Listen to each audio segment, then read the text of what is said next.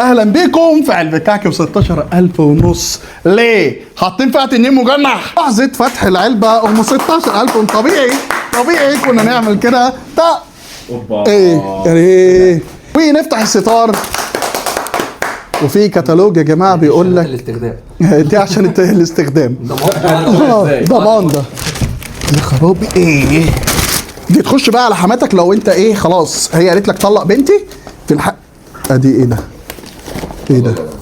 ده كل حاجه غير التانيه ولا ايه؟ انا عايز اشوف ايه ده. نسمي الله ونبتدي. ده باكت بسكوت سبيشال يا حبيبي و10 من 10 كواليتي عاليه قوي. ولكن تعال نشوف الكعك.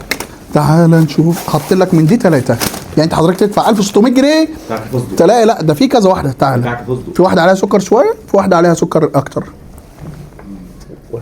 يا خرابي يما كواليتي ايه اللي انت جاي تقول عليه ايه اكسبشن ده يا حبيبي؟ تروح على اللي عايز تخطبها وتقول لها تقبلي مني دي علبه بيتفور. ايه المنظر ده؟ ليه شاري من البقال واحده ب5 جنيه؟ البيتفور عندنا كانوا بيعملوه بالحله. بيتفور عادي يعني مفيش ازمه يا جماعه. ايه بيقول لك ان العلبه دي فيها برازق. هل دي البرزوقه؟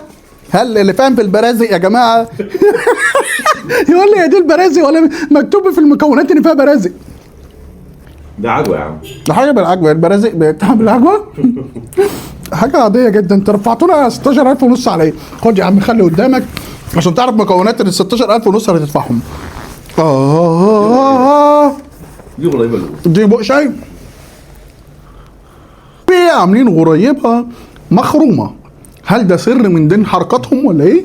انا صريح معاكم انا بعشق الغريبه عشان بتدوب. دي مش بتدوب دي ناشفه خالص وصعبه وهي خسرت 16,000 ونص. خش على البسكوت ورصينه ايه؟ بس منظر بسكوتيه ايه ده؟ الله اسقاطي في البتاع. عارفه لو ده انا لو ما دابتش دوب ده انا اعمل معاه مشكله. انا دافع 16,000 ونص عشان البسكوت ده يبقى ايه؟ ما يستحملش حتى اي حاجه. وانت دفعت لي 16,000 ونص على ايه؟ وحشه بجد؟ عاديه يعني مش عايز الله يخرب بيتك. دفعتني فلوس على الفاضي على سن اكل حاجه عمري ما رحتها. ونخش على الكوكيز يا اخواتنا. ده ايه؟ كوكيز على الهادي خالص منه. كوكيزايه كمان. خش على الغريبه فستق. ويمكن دي اللي دايبه يا صاحبي. طعمها حلو وكل حاجه بس هو المرتجع في خلال كام ساعه. ايه وحشه؟ هي حلوه بس يعني انا حاسس ان انا كنت فاكر ان انا فين هي اللي احنا جبناها عشانها. ايه دي بقى؟ دي البرازه تقريبا. البرازه انا عايز اعرف فين هم كاتبين في برازه في الحوار. حد اهي البرازه يا عم. هي دي البرازه يا عم. البرازي ولا البرازق ولا ايه؟ هي بتبقى عباره عن حاجات فيها سمسم. اقول لك الحلقه دي يا عم 5 دقايق ونلم ممتاز. انت عارف المشكله في ايه بقى؟ الراجل هو بيكلمني قال لي يا باندم ده كواليتي ثانيه خالص غير اللي بنبيعه. فين الكواليتي؟ انا اصلا ما بحبش السمسم الكتير اوفر الا في الطعميه. يا عزيزي هتلاقي 2 كعك عجميه وواحده عين جمل و3 ساده هم الموجودين. ودي بقيه العلبه هي حوالي المفروض قالوا كام كيلو المفروض؟ 8-9 كيلو. هندوق اللي بالعجميه وندوق اللي بالعين الجمل. الكعك ابو عين جمل يمكن يطلع حلو. 9 كيلو في 16,000 ونص. اقسمها عليها يعني الكيلو واب حوالي كام؟ 1600 ده كتير قوي صح؟ يا نهار ابيض اكتر. في حته عين جمل جوه. طب الصراحه احنا الكعك حلو قوي بس انا مش دافع الرقم ده كله عشان الاقي حاجه. يعني حاسس ان انا قلت هدوق اصناف غريبه ومريبه والدنيا حاسس ان انا ضارب سكر ولا ايه في ايه.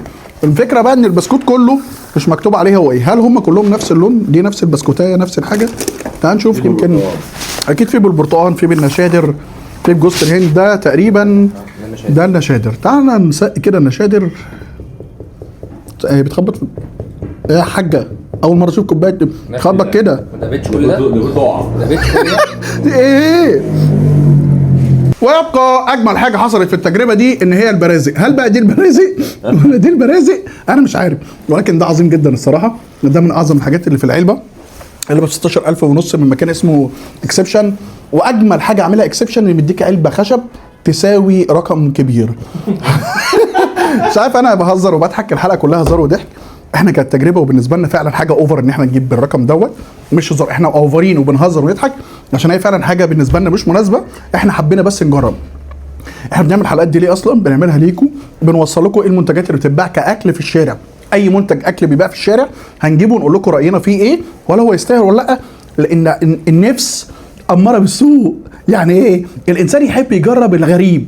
احنا جربنا حاجه غريبه، وبرجع لك واقول لك خليك في بالك، ليك في حالك، ولا مامتك تعمل لك الكعك اقعد جنبها يا حبيبي على الطبليه، قلب البتاع، طلع بسكويت، اشرب كوبايه البتاع الصبح في العيد، وبلاش نكد عشان لو سمعت اصلا بالحوار دوت امك ومراتك هتطلع عينك، هتطلع ايفون احسن سلام.